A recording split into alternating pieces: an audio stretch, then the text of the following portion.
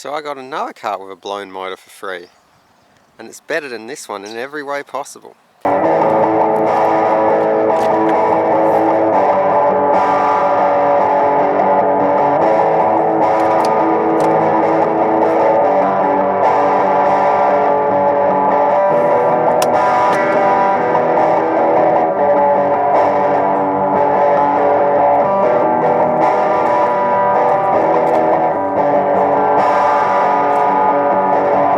The history of the Kia Sportage in Australia.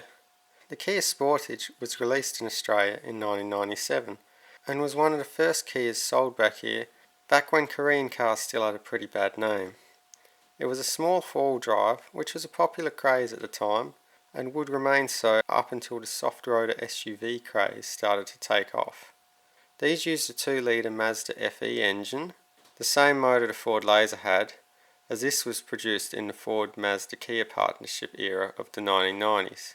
The motor made 94 kilowatt and 175 Nm of torque, which was more than the 1.8 litre Laser.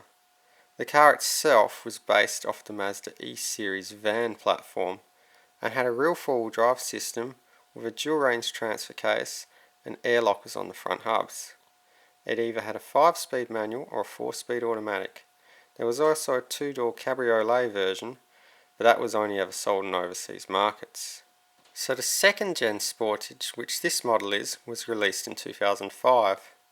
It was the first generation Sportage, designed after the Hyundai buyout in the late 90s, which meant that it sat on the same platform as the Hyundai Tucson, which meant it was now a unibody rather than a body-on-frame design like the first generation was.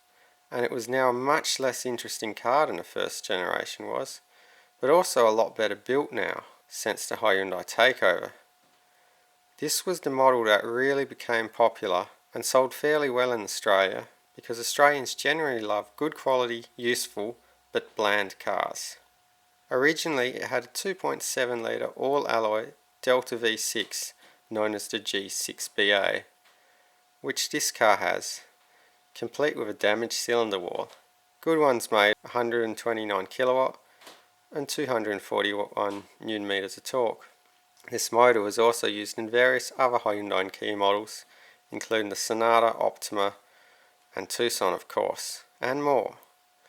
These motors are pretty easy to work on compared to other similar V6 overhead cam motors of the same era. This motor was bolted up to a 4-speed automatic with a dual range transfer case. After 2007, they could now be had with either a 2-litre Beta 2 4-cylinder G4 GC, which was an iron block with a twin cam alloy head. This was the same motor as the Elantra and various other Hyundai and Kia models used. This motor made 104 kilowatt and 184 Nm in the Sportage, a decent drop from the older V6 models, but now it used 2.9 litres per 100 kilometres less, which is why they did it, and was bolted to a 5-speed manual or a 4-speed auto. There was also a 2-litre diesel, making 103 kilowatt and 304 Nm of torque. This was the D4EA motor, which was a VM design, an Italian company, but built under license by Hyundai, and was only available with a 6-speed manual. The third generation was released in 2010. Still years later, I can remember the overplayed TV ad for these when they were new, where the theme song went, "Don't push me, because I'm close to the edge." I'm not even going to try to sing that because that will just end in disaster. These now continued to use the Hyundai Theta 2 motor, making 122 kilowatt and 197 Nm as a 2-litre G4KD and 130 kilowatt and 127 Nm as a 2.4 litre G4KE. There was also a 2-litre turbo diesel D4HA, making 135 kilowatt and 392 Nm. This generation no longer had the dual range transfer case like the older models, and some were only 2-wheel drive. Manuals were 5 speeds and autos were 6 speeds. Diesels were only available with autos. The fourth generation was released in 2015, and these look ugly as hell in my opinion. It had a Theta 2 like the last generation, both as a 2 litre and a 2.4 litre, and also the 2-litre turbo diesel. There was a 6-speed manual available, but these were only available on the 2-litre front-wheel drive only models. The Sportage continued its descent into becoming one of the blandest cars in existence.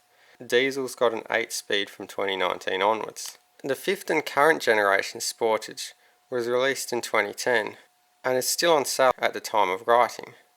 The only model available in Australia is the 2-litre turbo diesel D4 HD with an 8-speed auto making 137 kilowatts and 460 newton meters. Only all-wheel drive models are available now too. So after almost 30 years on the Australian market, the Sportage has proven to be a generally reliable yet very bland car, which is what they were built to be. I can't say I have much interest for these cars, but it would be a decent car if you're looking for a decent no-frills all-wheel drive car. This one has a damaged seal on the block, and that's how I ended up with it.